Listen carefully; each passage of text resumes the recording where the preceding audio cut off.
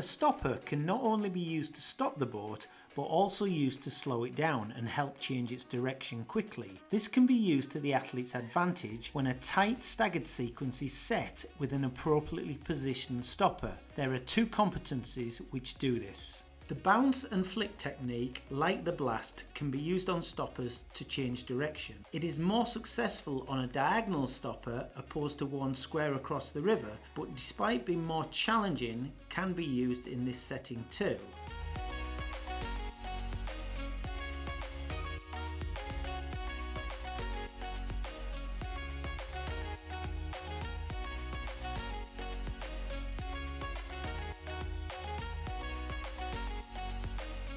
The most appropriate setting to practice this competence in is on a moderate sized stopper that sits diagonally across the river.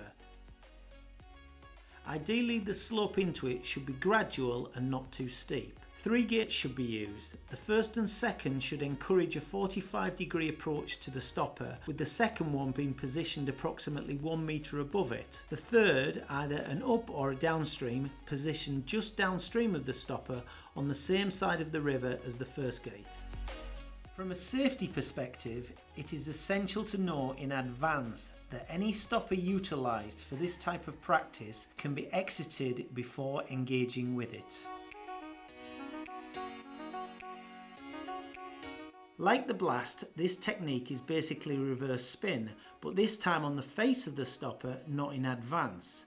The boat's path should approach the stopper at approximately 45 degrees to it, irrespective of the stopper's angle relative to the river. Just before connection with the stopper, the boat is further rotated so that it lands parallel to it. On connection, if the boat is kept very flat, it will bounce up the face, and at this point, if a downstream sweep stroke is triggered, the boat will flick around and move away in the opposite direction.